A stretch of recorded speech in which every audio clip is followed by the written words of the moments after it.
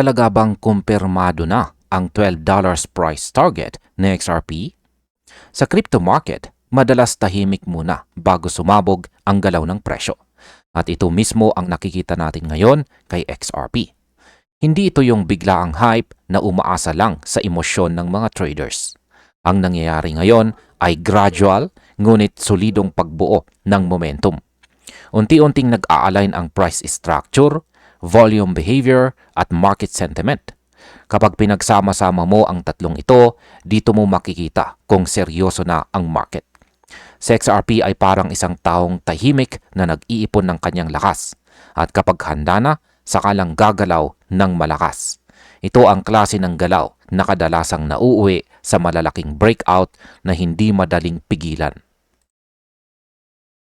Kapag sinabing pivotal phase, ito po ang yugto kung saan nagkakasundo ang technical at saka fundamental signals. At hindi ito madalas mangyari.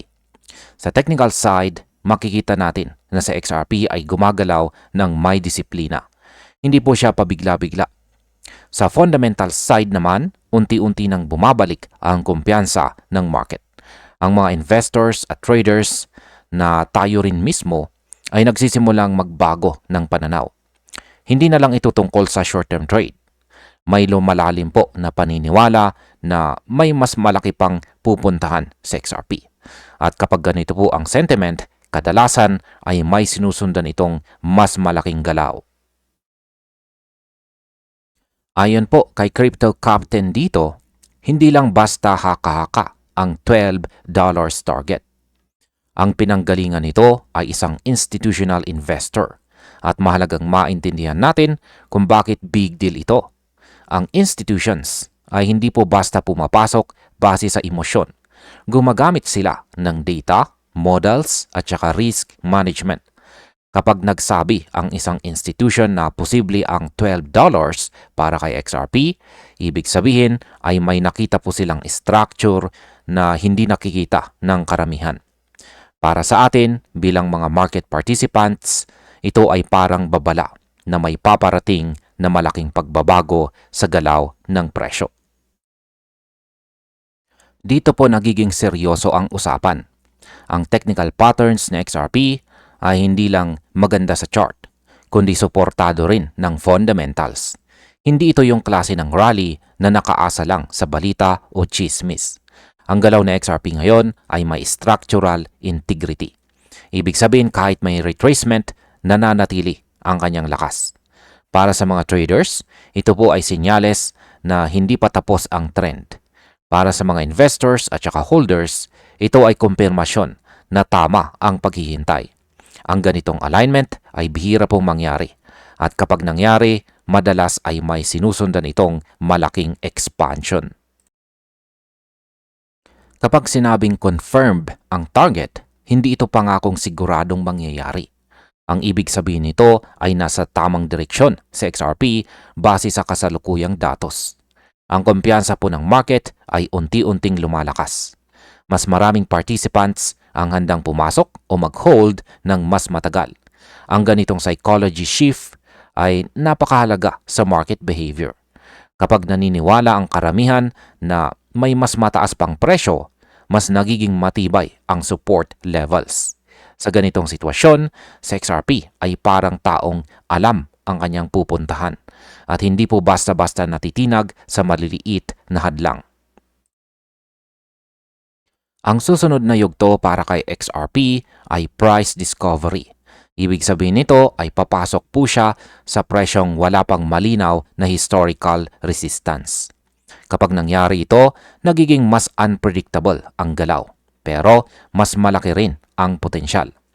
Para sa mga traders, ito po ay opportunity, pero may kaakibat na risk. Para po sa mga long-term holders, ito naman ay validation ng kanilang paniniwala. Ang mahalaga po dito ay ang market interest. Kapag tumaas ang atensyon ng market, sumusunod ang volume. At kapag sumunod ang volume, mas nagiging totoo ang mga target tulad ng $12. At dito naman po tayo sa sunod na balita rito. Talaga bang kinokontrol na ni Ripple ang laro at si XRP ang magiging standard? Sa totoong mundo ng finance, ang malalaking pagbabago ay hindi palaging maingay. Kadalasan ay tahimik at technical. Habang ang karamihan ay nakatingin sa daily price movement, may mas mahalagang nangyayari sa likod ng eksena. Si Ripple ay gumagalaw sa ganitong paraan.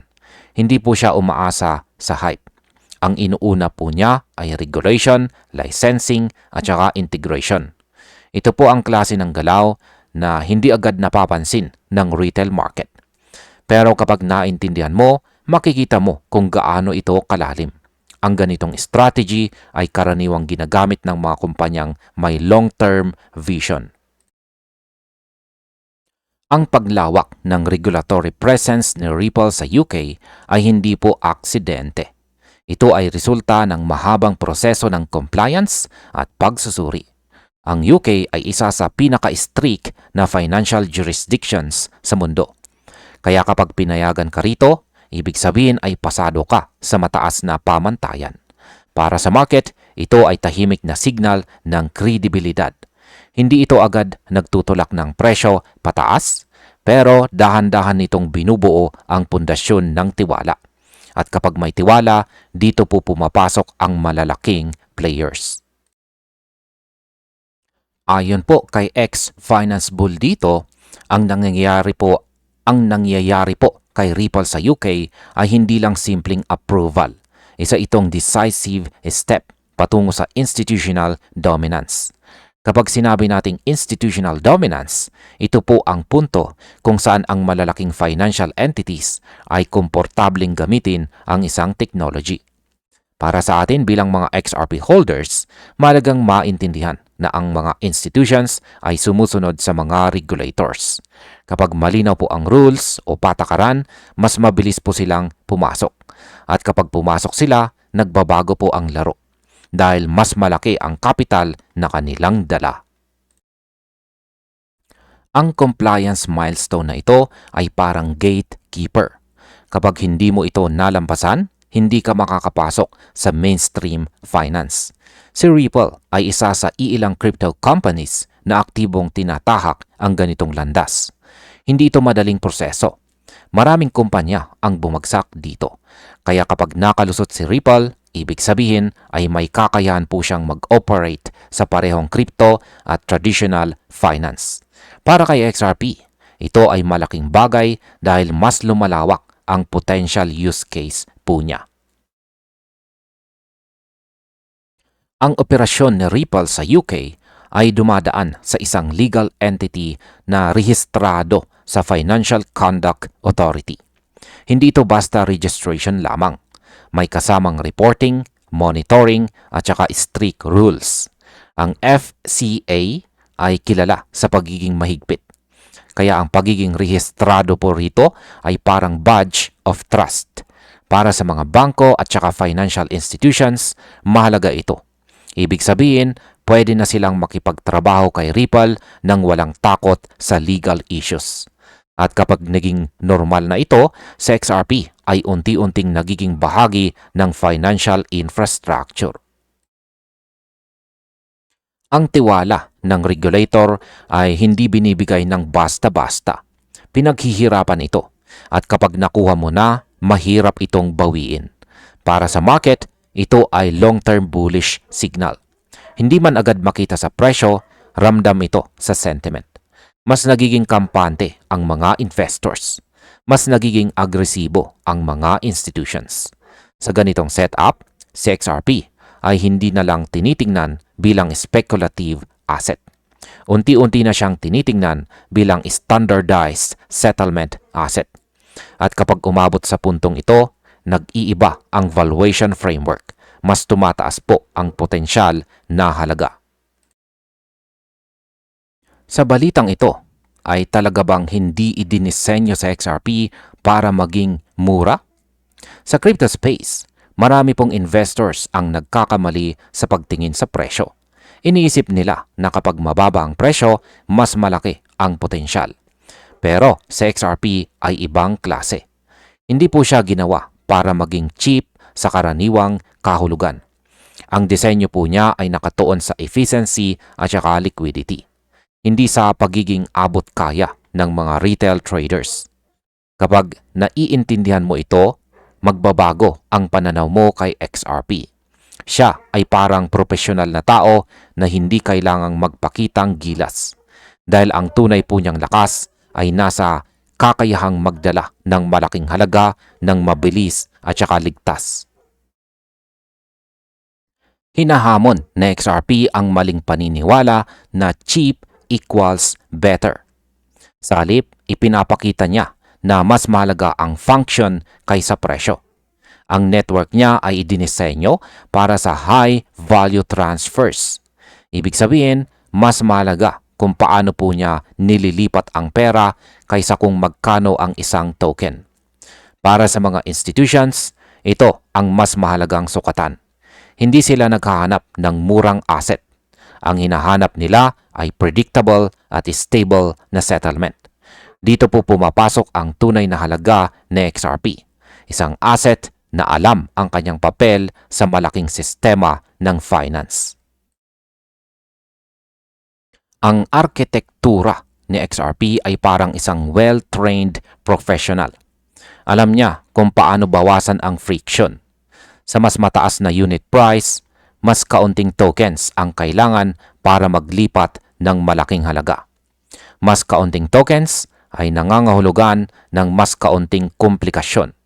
Mas kaunting komplikasyon ay mas kaunting risk. Ito po ang gusto ng mga bangko at saka payment providers. Hindi po nila kailangan ng libo-libong units para lang maglipat ng pondo. Gusto nila ng simple at saka maaasahan na sistema. At dito po nag-i-excel si XRP. Ayon po kay CryptoLook dito, ang pangunahing trabaho ni XRP ay liquidity efficiency. Hindi ito tungkol sa kung magkano ang kaya mong bilhin. Ito ay tungkol sa kung gaano kabilis at kalinis ang daloy ng pera. Kapag mas kaunti ang tokens na kailangan, mas madali ang execution. Mas kaunti ang slippage. Mas kaunti ang exposure sa biglaang price movement. Para sa mga institutions, ito ay napakalaking advantage. Kaya sa XRP ay hindi pang masa sa disenyo, kundi pang systemic finance na may malalaking volume. Dahil sa ganitong disenyo, kayang-kaya ni XRP na maglipat ng milyong-milyong dolyar nang hindi nagkakaproblema. Hindi siya kinakalaban sa laki ng halaga. Para siyang isang taong sanay humawak ng malaking responsibilidad. Sa high volume transfers, mahalaga ang consistency. Kapag may risk ng delay o error, malaki ang epekto. Kaya ang efficiency ni XRP ay hindi po optional. Ito ay requirement. Para sa atin bilang mga holders, mahalagang maintindihan na ang ganitong utility ay may kaakibat na long-term value. Ang tunay na lakas ng XRP ay makikita kapag malaki na ang galawan. Hindi po siya pang maliitang laro. Kapag pumasok ang institutional capital, dito siya nagiging komportable. Ito ang dahilan kung bakit hindi mahalaga kung mura ba siya o hindi. Ang mahalaga ay kaya po niyang gawin ang kanyang trabaho ng maayos. At kapag naging critical na bahagi po siya ng financial rails, nagbabago ang kanyang valuation. Hindi na ito base sa speculation, kundi sa utility at demand na galing sa totoong paggamit. Sa balitan naman na ito, ay ito ba talaga ang eksaktong layunin kung bakit nilikha si XRP? May mga balitang hindi agad sumasabog sa presyo, pero binabago nila ang direksyon ng buong industriya. Ang preliminary approval ni Ripple para sa EMI license sa Luxembourg ay isa sa mga ganitong balita. Hindi po ito hype-driven news. Ito ay regulatory progress. Para sa crypto market, ito ay sinyales na unti-unti nang tinatanggap ang blockchain sa loob ng traditional na finance. Para kay XRP, ito ay parang hakbang papunta sa lugar kung saan talaga siya kung saan po talaga siya nababagay. Ang EMI license ay hindi po simpleng permit. Ito ay pahintulot na mag-operate bilang regulated payment entity sa loob ng European Union. Para kay Ripple, ito po ay strategic move. Kapag naging full authorization ito, magkakaroon siya ng access sa buong EEA. Hindi na kailangan ng hiwa-hiwalay na lisensya. Para sa mga institutions, ito ay napakalaking convenience. Para kay XRP, ito ay indirect validation ng kanyang ecosystem ay pwedeng isama sa regulated payment flows. Ang green light letter ay hindi pa final approval, pero malinaw po ang mensahe. Bukas po ang pinto. Kailangan na lang tapusin ang ilang kondisyon. Sa regulatory world, ito ay malaking tagumpay. Hindi lahat ng crypto companies ay umaabot sa puntong ito. Para sa market, ito po ay senyales ng maturity. Si Ripple ay hindi na startup mentality. Siya ay kumikilos bilang financial infrastructure provider. At kapag ganito ang galaw ng kumpanya sa likod ni XRP, nagkakaroon ng mas matibay na pundasyon ang asset. Ayon po dito kay Amonex, ito mismo ang dahilan kung bakit nilikha si XRP. Hindi siya ginawa para lang i-trade. Ginawa po siya para mag-bridge ng value sa loob ng regulated systems. Kapag tiningnan mo ang white paper at early vision ng XRP Ledger, malinaw ang layunin. Fast settlement, low cost, high reliability, at ang EMI progress ni Ripple ay eksaktong akma sa vision na ito. Para sa mga long-term holders, ito ay parang kumpirmasyon na nasa tamang landas ang project.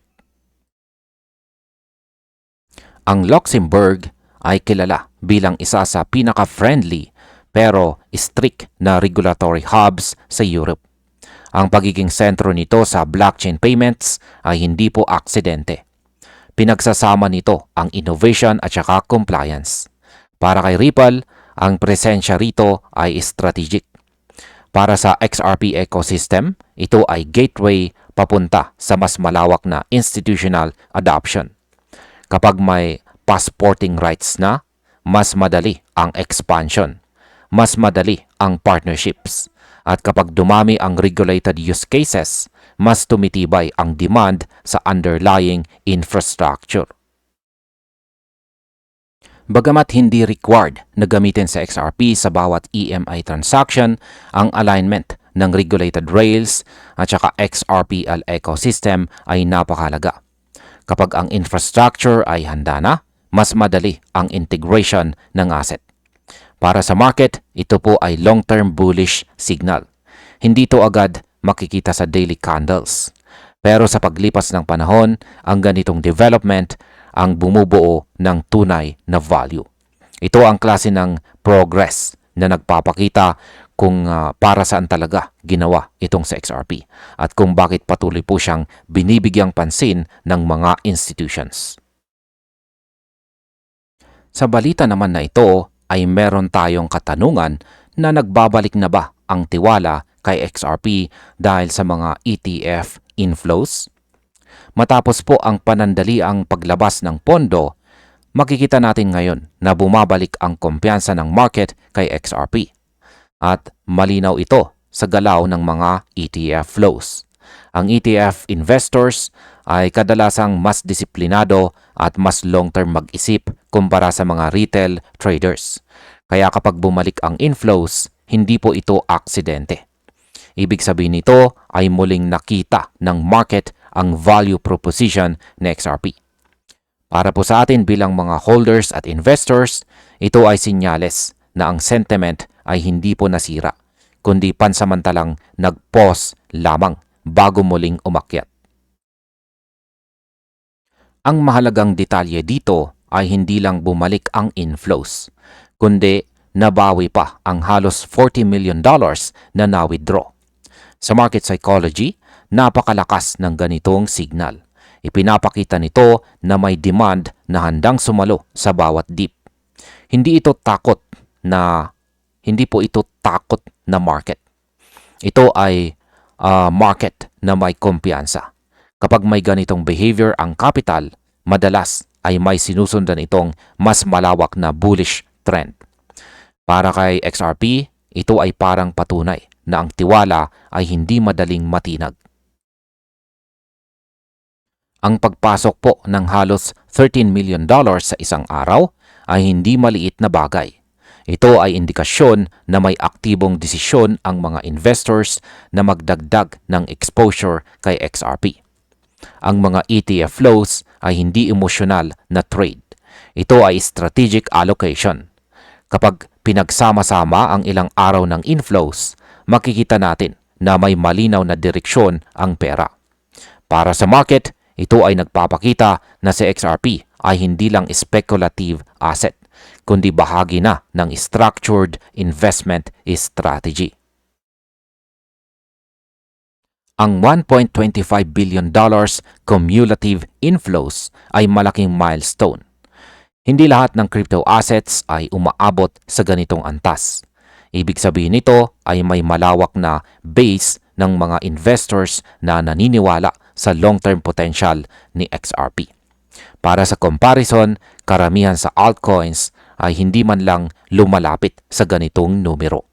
Kapag may ganitong antas ng institutional participation, nagbabago ang dynamics ng presyo. Mas nagiging stable po ang base. Mas nagiging resilient sa XRP sa short-term volatility. Ang panandaliang outflow noong January ay maaaring simpleng portfolio rebalancing lamang. Hindi po ito panic selling. Ang mabilis na pagbawi ng inflows ay nagpapatunay nito. Kapag totoong nawawala ang tiwala, hindi agad bumabalik ang pera. Pero sa kaso ng XRP, ilang araw lang ay nabawi na ang lahat. Para sa technical at saka fundamental analyst, ito ay behavior. Ito po ay bullish behavior. Ipinapakita nito na handang ipagtanggol ng market ang exposure nito kay XRP sa mas mataas na antas.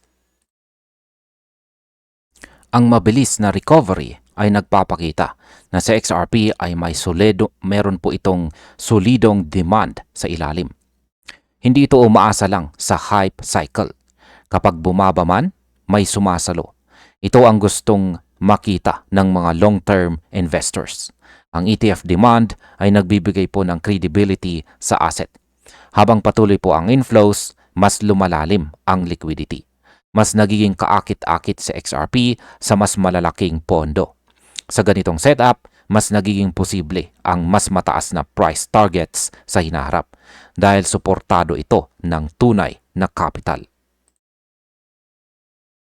Sa balita naman na ito, ay talaga bang papunta na sa XRP sa next level? Ang malalaking galaw sa crypto ay bihirang biglaan. Kadalasan ay may mga sinyales na nauuna. Kay XRP, makikita natin ang kombinasyon ng volume surge, regional activity at saka technical momentum. Ito ang mga sinyales na hinahanap ng mga analyst bago magsabi na may paparating na breakout. Hindi ito hula, ito ay pagbasa ng datos. Kapag nagsimulang mag-align ang mga signal na ito, madalas ay may mas malaking galaw na kasunod. Ayon po kay Chad Steingraber dito, ang galaw ng XRP ay hindi po basta-basta. Ang pag-akyat sa $2.17 na may kasamang malakas na volume ay indikasyon ng conviction. Hindi ito low volume pump. Ang ganitong klase ng galaw ay madalas ginagawa ng market participants na may malinaw na pananaw. Para sa mga traders, ito po ay kumpirmasyon. Para sa mga investors, ito naman ay reassurance. At ang ganitong setup ay karaniwang nauuwi sa continuation kung walang matinding resistance na haharang. Ang $1.45 billion trading volume ay nagpapakita ng seryosong interes. Kapag mataas ang volume, mas nagiging totoo ang galaw ng presyo. Hindi po ito ilusyon. Ang volume ay gasolina ng market. Kapag maraming participants ang sabay-sabay na gumagalaw, mas nagiging matibay ang trend. Para kay XRP, ang ganitong volume ay sinyalis na bumabalik ang liquidity at saka attention. At kapag naroon ang dalawa, mas nagiging posible ang pag-angat sa susunod na level. Ang papel ng South Korea sa crypto market ay hindi dapat minamaliit. Kapag gumalaw ang mga Korean traders, madalas ay may ripple effect sa global market. Ang 20% dominance ng upbeat sa XRP trading ay indikasyon ng malakas na regional demand. Sa kasaysayan ng crypto, maraming bull runs ang nagsimula sa regional strength. Para kay XRP, ito ay sinyales na ang momentum ay hindi po isolated. May suporta ito mula sa isang market na kilala sa agresibong participation. Isa po sa pinakamalaking hadlang noon kay XRP ay ang regulatory uncertainty.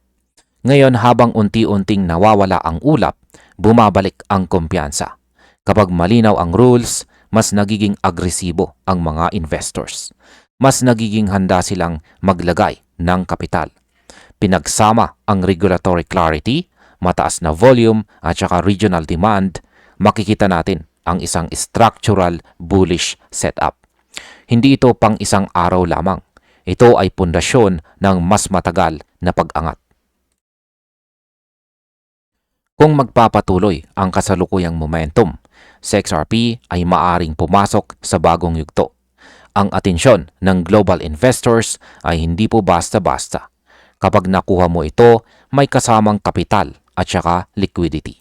Ang next level ay hindi lang mas mataas na presyo. Ito ay mas malawak na adoption, mas malalim na market at mas seryosong pagtingin sa asset. Para sa atin bilang bahagi ng market, mahalagang maintindihan kung nasaan na sa XRP sa cycle at kung bakit marami ang naniniwalang hindi pa tapos ang kanyang kwento. Sa balita naman na ito ay bakit nagiging sentro ng atensyon ang big hyperliquid XRP whale move ngayon. Sa crypto market, madalas nauuna ang galaw ng pera bago ang galaw ng presyo. At dito po nagiging mahalaga ang whale activity.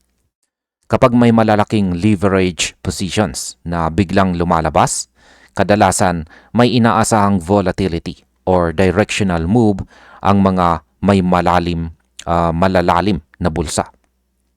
Ngayon sa XRP ang nasa gitna ng eksenang ito. Ang ganitong galaw ay hindi basta ingay lamang dahil nangyayari ito sa isang technically sensitive phase ng market. Para sa atin, malagang maintindihan kung bakit ang capital movement na ito ay parang bulong ng market bago ito sumigaw. Kapag ganito ang setup, bihirang manatiling tahimik ang presyo ng XRP ng matagal. Sino nga ba ang whale na ito at bakit mahalaga ang kanyang ginawang trade? Sa isang post po sa X ay ibinunyag ni Saif dito ang isang kapansing-pansing XRP trade sa hyperliquid. Hindi ito ordinaryong trade dahil malinaw na high-value derivatives position ito. Kapag may ganitong klaseng galaw, natural na napapatingin ang buong market, lalo na ang mga nagbabantay ng whale behavior. Ang mga whale ay hindi po basta-basta pumapasok ng walang dahilan. Madalas nauuna sila bago pa makaramdam ang retail crowd. Para sa atin, mahalaga ito dahil ang ganitong galaw ay parang early signal na may inaasahang pagbabago sa market dynamics ng XRP. Kahit hindi pa gumagalaw ng malakas ang presyo. Ano naman ang ibig sabihin ng $1 million long position na may 20 times leverage? Ayon po sa data, ang wallet na 0x9092 ay nagbukas ng $1 million long position kay XRP gamit ang 20 times leverage sa presyong 2.1204. Ang ganitong klaseng exposure ay malinaw na high conviction trade. Kapag gumagamit ng mataas na leverage, pinalalaki nito ang parehong potential gain at saka potential loss.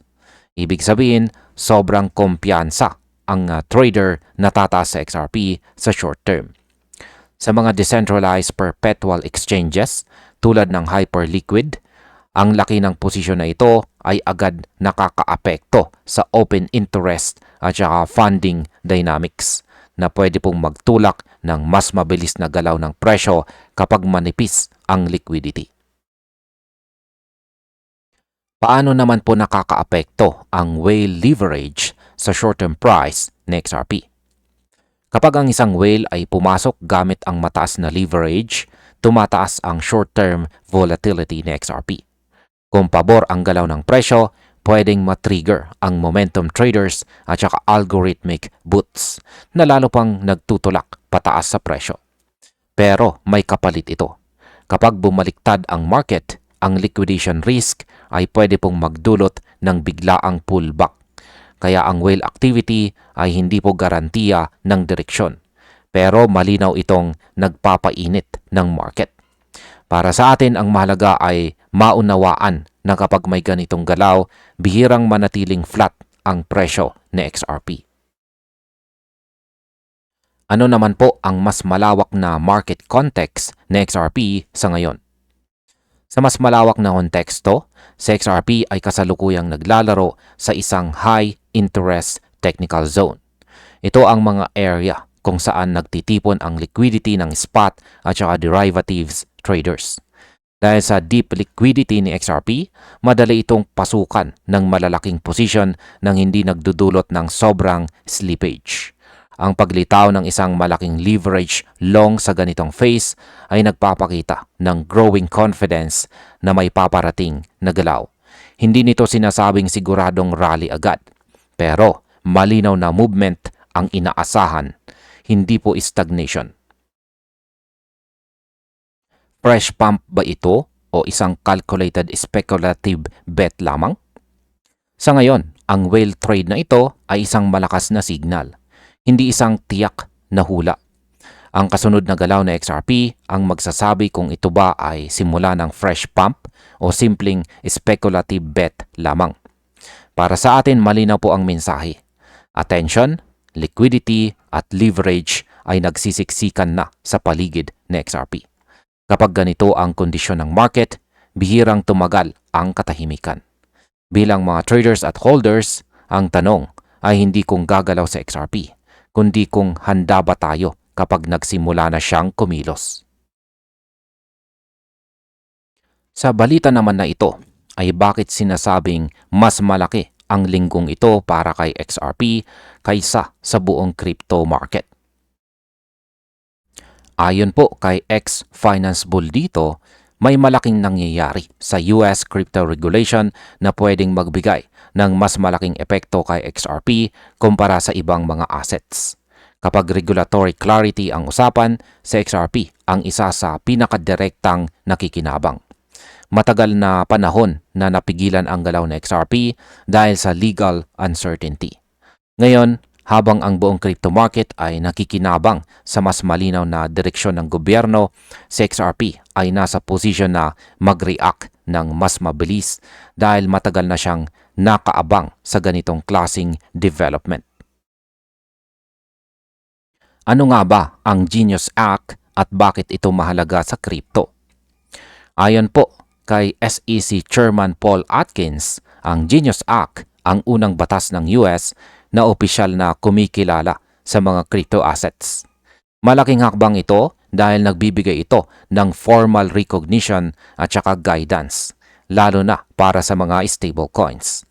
Ang kasalukuyang efforts ng Kongreso ay extension ng batas na ito na layong bigyan ng malinaw na market structure ang crypto industry. Para sa atin, mahalaga ito dahil kapag may malinaw na batas, bumababa ang regulatory risk at tumataas ang institutional confidence sa paggamit ng digital assets tulad ng XRP. Paano naman po nakakatulong ang regulatory certainty sa presyo ni XRP? Ayon po kay Atkins, kapag malinaw ang batas, nagkakaroon ng certainty sa marketplace. Para kay XRP, napakahalaga nito dahil matagal siyang naapektuhan ng regulatory ambiguity. Kahit may legal clarity na siya, ang malinaw na rules para sa buong market ay nagbabawas ng takot para sa mga negosyo at saka investors. Kapag bumaba ang takot, mas nagiging handa ang mga institutions na gumamit ng XRP para sa payments, settlements at saka tokenization. Sa ganitong environment, mas nagiging natural ang pagtaas ng demand na positibong nakakaapekto sa presyo. Ano ang papel ng Clarity Act sa hinaharap ng crypto market? Ang Clarity Act ay naglalatag kung sino ang may responsibilidad sa pag-regulate ng crypto sa pagitan ng SEC at saka CFTC. Para kay XRP, mahalaga ito dahil malinaw na kung paano gagalaw ang kanyang settlement network sa ilalim ng batas. Kapag malinaw po ang rules, mas nagiging komportable ang mga institutions na pumasok. Ito ay hindi lang para kay XRP, kundi para rin sa mga stable coins, tokenized assets at saka mga exchanges. Pero dahil sa XRP ay ready na sa ganitong setup, mas mabilis po siyang makaka-adapt at saka makikinabang. Ngayon ay bakit sinasabing well-positioned sa XRP sa bagong regulatory landscape? Ayon po kay X-Finance Bull, sa XRP ay nasa tamang posisyon para samantalahin ang bagong regulatory environment.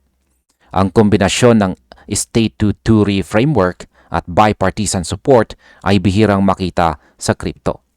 Para sa atin bilang mga holders at investors, ito ay nangangahulugang mas malinaw na growth path. Kapag sumabay ang regulation at adoption, mas nagiging solid ang pundasyon ng asset. Sa ganitong kondisyon, mas nagiging handa ang market na i-price in ang long-term value ng XRP, hindi lang ang short-term speculation. Sa aking pananaw, ang regulatory shift na ito ay game changer para kay XRP. Hindi ito instant pump signal, pero ito ay long-term catalyst. Kapag ang batas ay pumapabor sa clarity, unti-unting sumusunod ang adoption, liquidity at saka institutional participation. Sa XRP ay parang asset na matagal nang handa pero ngayon lang binigyan ng tamang daan. Para sa atin, ang tanong ay hindi kung makikinabang sa XRP, kundi kung nasa posisyon ba tayo bago tuluyang makita ng lahat ang kanyang halaga. Sa balita naman na ito, ay bakit sinasabing sa XRP ang asset na pagsisisihan ng marami na hindi nila nabili. Sa bawat market cycle, may mga asset na tila ordinaryo lang sa simula, pero kalaunan ay nagiging simbolo ng panghihinayang. Ayon po sa obserbasyon ni Coach JV dito, ganito ang posisyon ngayon ni XRP. Kapag nasa early phase pa ang isang asset, kadalasan nangingibabaw ang duda kaysa kumpiyansa. Para sa atin, bilang mga investors at saka holders, malagang maintindihan na ang missed opportunities ay hindi dahil sa kakulangan ng access, kundi dahil sa kakulangan ng conviction. Sa XRP po ngayon ay nasa yugto kung saan mahirap maging kumpiyansa at kadalasan dito rin nagsisimula ang malalaking galaw sa hinaharap. Bakit hindi ginagantimpalaan ng market ang comfort at saka kasiguruhan? Ang market ay bihirang magbigay ng gantimpala kapag komportable na ang lahat. Kapag malinaw na ang opportunity, kadalasan ay huli na ang karamihan. Ayon kay Coach JV, ang mga unang nag-iipon ay kadalasang kinu-question habang ang consensus ay wala pa. Sa puntong ito, ang narratives ay sabog-sabog at hindi pa buo. Para sa atin, malagang maintindihan na ang early conviction ay laging may kasamang discomfort. Sa XRP ay kasalukuyang nasa ganitong yugto, kung saan ang potensyal ay naroon pero ang kumpiyansa ng masa ay hindi pa buo. Bakit naman inihahambing ang sitwasyon ng XRP sa early days ng Bitcoin? Ikinumpara po ni Coach JV ang kasalukuyang kalagayan ng XRP sa maagang yugto ng Bitcoin. Noon, maraming nag-alinlangan dahil sa kakulangan ng malinaw na narratives. Ngayon pareho po ang emosyon na nararamdaman ng market kay XRP. Maraming nagdadalawang isip dahil sa nakaraan nitong issues, kahit malinaw na nagbago na ang landscape. Para sa atin, ang mahalagang aral ay ito. Ang market ay madalas nagre-reprice bago pa magbago ang pananaw ng karamihan. Kapag dumating ang consensus, madalas tapos na ang pinakamalaking bahagi ng galaw. Ano naman po ang nagpapatunay na hindi panandali ang asset itong sa XRP? Hindi tulad ng mga panandali ang hype coins, sa XRP ay nananatiling relevant sa loob ng maraming cycles. Sa maraming market cycles. Ang deep liquidity at saka consistent volume nito ay patunay na hindi po siya basta mawawala. Para sa atin bilang mga long-term holders, mahalaga po ang ganitong katangian. Ang asset na tumatagal ay madalas may structural role sa market. Sa kabila ng mga pagdududa at pagsubok, sa XRP ay nanatiling aktibo at ginagamit. Ito ang dahilan kung bakit naniniwala si Coach JV na ang pinakamalakas na galaw na XRP ay maaring mangyari pagkatapos ng mahabang panahon ng duda. Paano naman po gumagana ang psychology sa mga missed opportunities? Ang panghihinayang sa investing ay may paulit-ulit na pattern. Sa umpisa, ang presyo ay mukhang delikado o hindi malinaw. Kapag tumaas na, sakalang nagmumukhang mura ang dating presyo. Ayon po kay Coach JV, posibleng mangyari ito kay XRP, kung saan ang mga presyong nasa ilalim ng $3 ay maalala bilang missed entry points. Para sa atin, mahalagang maunawaan na ang psychological shift ay nangyayari lamang kapag tapos na ang malaking galaw. Kapag wala na ang duda, kadalasan limitado na ang upside. Bakit nasa pre-consensus phase sa XRP ngayon? Sa kasalukuyan, sa XRP ay nasa tinatawag na pre-consensus phase. Ang presyo ay abot kaya pa at ang sentiment ay hati pa rin. Para sa atin, ito ang klaseng kondisyon na madalas nauuna sa malalaking revaluation. Kapag naging accepted na ng lahat ang narrative, kadalasan ay tapos na ang opportunity. Ang tanong ngayon ay simple. May conviction ba tayo habang may duda pa ang karamihan? O maghihintay tayo hanggang maging komportable na ang lahat? Dito naman po tayo sa sunod na balita, kung saan ay posible bang maging top 10 global asset sa XRP sa loob ng 24 months? Ayon po kay Bird dito, may buong kumpiyansa siya na sa XRP ay magiging top 10 global asset sa loob ng 24 months. Hindi lang crypto ang tinutukoy dito, kundi lahat ng assets sa buong mundo. Para sa atin, mahalagang maintindihan ang bigat ng pahayag na ito. Ang makapasok po sa ganitong listahan ay nangangahulugan ng $1 trillion valuation. Hindi ito basta hype statement, kundi isang projection na may malinaw na numerical basis. Ang tanong ngayon ay hindi kung malaki ang target, kundi kung possible ba ang landas papunta roon. Ano nga ba ang ibig sabihin ng $1.7 trillion market cap requirement? Para makapasok po sa top 10 global assets, kailangan ni XRP ng $1.7 trillion market cap. Sa kasalukuyan, malayo pa siya rito, pero malinaw po ang math. Ang market cap ay produkto ng presyo at circulating supply. Para sa atin, mahalagang makita na hindi ito haka-haka. Ito ay isang quantifiable target. Kapag umabot sa XRP sa ganitong valuation, hindi na lang siya crypto success story, kundi magiging bahagi na siya ng global financial elite assets, kasama ang gold at mga tech giants. Ano nga ba ang required price ng XRP para maabot ang top 10? Batay po sa kasalukuyang circulating supply, kailangan ng XRP ng presyong humigit kumulang $28.02 kada token. Mula sa kasalukuyang $2.10, ito ay katumbas ng 13.3 times increase. Para sa ilan, mukhang malaki ito. Pero sa crypto market, hindi ito unprecedented. Para sa atin, mahalagang tandaan na ang pagtaas ng presyo ay direktang nakaangkla sa market cap expansion.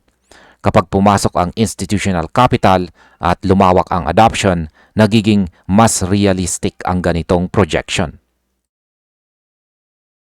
Ngayon ay saan naman ilalagay sa XRP kapag naabot ang $28 na price level? Kapag umabot sa XRP sa $28, mapapabilang po siya sa hani ng gold, silver at mga higanting tech companies. Ito ay malaking psychological shift para sa market. Para sa atin, ang ganitong positioning ay nangangahulugan ng global recognition, hindi lang crypto relevance. Ang ganitong antas ng valuation ay karaniwang inilalaan sa mga asset na may systemic importance. Kapag nangyari ito, magbabago ang pananaw ng mundo kay XRP mula sa speculative asset patungo sa strategic financial instrument. Gaano nga ba kahirap ang 13.3 times na galaw para kay XRP? Ang 13.3 times move ay hindi po maliit, pero hindi rin imposible para kay XRP. Sa nakaraan, nagawa na niyang lampasan ang ganitong growth. Para sa atin, mahalagang tandaan na ang crypto market ay gumagalaw sa cycles. Kapag pumasok ang tamang kombinasyon ng liquidity, adoption at saka sentiment, ang malalaking galaw ay nangyayari ng mas mabilis kaysa inaasahan. Ayon po sa ilang analyst, sa XRP ay may potensyal na meron pa siyang potensyal na mag-outperform kahit ang Bitcoin sa tamang kondisyon. Para sa akin, ang 24-month time frame ay agresibo pero hindi po pantasya. Ang lahat ay nakadepende po sa price growth at saka adoption trajectory. Para sa atin, mahalagang makita ito bilang probability framework, hindi po garantiya. Ang projection na ito ay nagsisilbing paalala kung gaano po kalaki ang pwedeng baguhin ng market kapag nag-align ang fundamentals, regulation at saka sentiment. Ang tanong ngayon ay simple. Nasa posisyon ba tayo bago pa muling magbago ang valuation ng XRP sa mata ng mundo? Sa balita naman na ito ay bakit sinasabing bullish sa XRP kahit tahimik ang galaw ng presyo. Sa crypto market, ang pinakamalalakas na galaw ay madalas nagsisimula sa katahimikan, hindi po sa hype. Sa kasalukuyan, ganito ang ipinapakita ng galaw ni XRP. Habang iniisip ng ilan na walang nangyayari, ang presyo ay unti-unting nagtatayo ng solid structure. Para sa atin, mahalagang maintindihan na ang calm price action ay hindi palaging senyales ng kahinaan. Madalas ito ay indikasyon ng paghahanda bago ang mas malaking galaw. Sa XRP ay parang tahimik na nag-iipon ng lakas, habang hindi pa napapansin ng karamihan. Ayon kay Dark Defender, ang mahalagang tingnan kay XRP ay ang higher time frame structure. Hindi ang araw-araw na ingay, kundi ang mas malawak na trend. Ipinapakita ng chart na sa XRP ay nananatiling nasa ibabaw ng critical support levels. Para sa atin, ito ay sinyales na ang buyers ay patuloy na nagtatanggol ng presyo.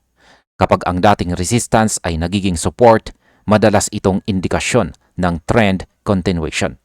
Ang ganitong structure ay bihirang makita sa asset na mahina ang outlook. Bakit nga ba mahalaga ang higher lows at saka structural strength? Ang pagbuo po ng higher lows ay isang malinaw na palatandaan ng market strength. Ibig sabihin, bawat pullback ay may mataas. Ang bawat pullback ay mas mataas kaysa sa nauna. Para sa atin, ito po ay nagpapakita na ang selling pressure ay humihina, habang ang mga buyers ay mas nagiging agresibo. Ayon po kay Dark Defender, ang mga pullback na ito ay healthy corrections lamang sa loob ng mas malaking bullish move. Sa ganitong kondisyon, ang market ay nagre-reset ng momentum indicators nang hindi sinisira ang trend. Ito po ang uri ng galaw na kadalasang nauuna sa malalakas na breakout.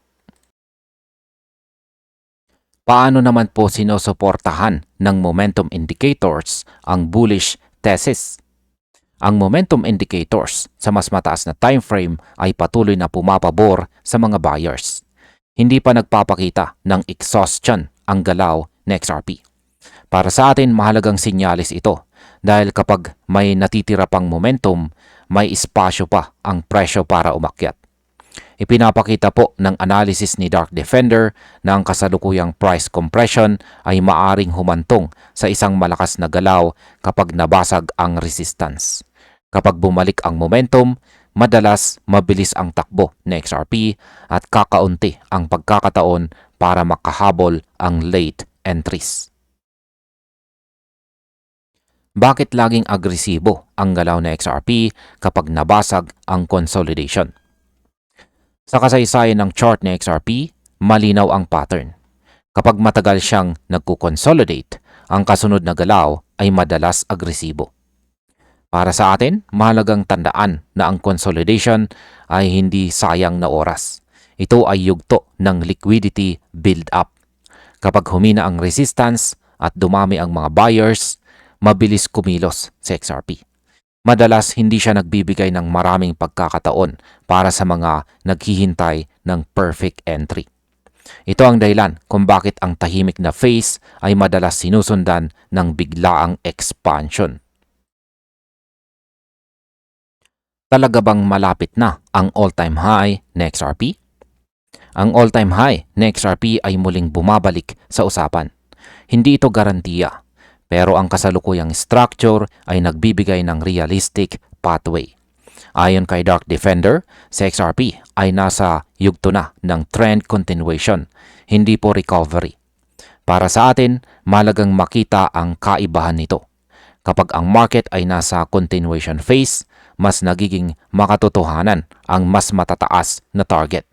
Kapag sumabay pa ang positive sentiment sa altcoin market, mas tumitibay ang posibilidad na hamunin muli ng XRP ang kanyang historical highs. Sa balita naman na ito, ay ano nga ba ang ibig sabihin ng digital counterpart sa central bank reserves?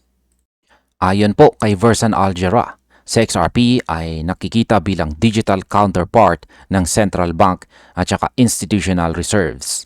Ibig sabihin, hindi lang siya pang trade. Para sa atin, mahalagang maintindihan na ang ganitong papel ay para lamang sa mga asset na may matibay na utility at saka stability. Ang pahayag na ito ay hindi po biglaan. Ito ay bunga ng maraming taon ng obserbasyon at saka development. Sa XRP ay unti-unting pinapakita po na kaya niyang gumanap bilang financial backbone, hindi lamang po speculative instrument. Bakit ang utility ni XRP ang nagbibigay ng kanyang lakas? Ang lakas ni XRP ay nagmumula sa kanyang utility, hindi lang sa hype. Mayroon siyang fast settlement, low fees, at saka scalable network. Para sa atin, ito ang mga katangiang hinahanap ng mga institutions at saka central banks. Sa paglipas ng panahon, mas dumadami ang gumagamit ng XRP para sa cross-border payments at saka liquidity management. Ang ganitong klase ng adoption ay nagbibigay ng long-term credibility. Kapag ang asset ay ginagamit sa totoong financial operations, mas nagiging matatag ang kanyang market position. Paano naman po lumawak ang global reach ng XRP sa mga nakaraang taon? Sa mga nakaraang taon, sa XRP ay unti-unting lumawak ang kanyang global reach. Ito ay dahil sa partnerships at saka real-world integrations. Para sa atin, mahalagang makita na ang adoption ay hindi lang pangako. Ang Ripple network ay napatunayang kayang mag-handle ng high-volume transactions sa iba't ibang bansa. Dahil dito, napapansin siya ng mga financial institutions na naghahanap ng alternatibo sa traditional settlement systems. Ang ganitong klase ng growth ay hindi po mabilis pero matibay at pangmatagalan. Bakit interesado ang mga central banks kay XRP? Ang interes ng central banks kay XRP ay nagmumula sa efficiency at predictability nito. Para sa mga institusyong humahawak ng malalaking halaga, mahalaga ang speed at saka cost stability. Para sa atin, ito ay malaking indikasyon na si XRP ay tinitingnan bilang infrastructure asset, hindi lang tradable coin. Kapag ang central banks ay nagsimulang mag-explore ng ganitong tools, nagbabago ang antas ng tiwala sa asset. Ito ay sinyales ng paglipat mula speculation patungo sa integration. Ngayon ay paano po nakakatulong ang stability sa institutional adoption? Ang stability ni XRP sa transaction speed at saka fees ay malaga para sa institutions. Hindi nila kayang gumamit ng asset na pabago-bago ang gastos. Para sa atin, ang ganitong katangian ay nagpapakita kung bakit si XRP ay patuloy na tinatanggap sa regulated markets. Kapag ang isang asset ay nagiging reliable financial tool, mas madali itong isama sa long-term strategies. Ang ganitong adoption ay dahan-dahan, pero kapag nagsimula, mahirap na itong baliktarin. Ngayon ay ano po ba ang long-term role ng XRP sa global financial system? Sa long term, si XRP ay may potensyal na maging core component ng global financial system. Hindi nito papalitan ang lahat, pero maaari nitong kumplituhin ang isang existing structures. Para sa atin, mahalagang maintindihan na ang ganitong papel ay hindi pang short-term pump. Ito ay tungkol sa decades-long relevance. Kapag ang asset ay may utility, regulation at saka adoption, mas nagiging malinaw ang kanyang future. Ang tanong ngayon ay kung handa ba tayong makita sa XRP hindi lang bilang coin, kundi bilang financial infrastructure? At hanggang dito na lamang po tayo sa video na ito mga ka-crypto. Maraming salamat sa panunood.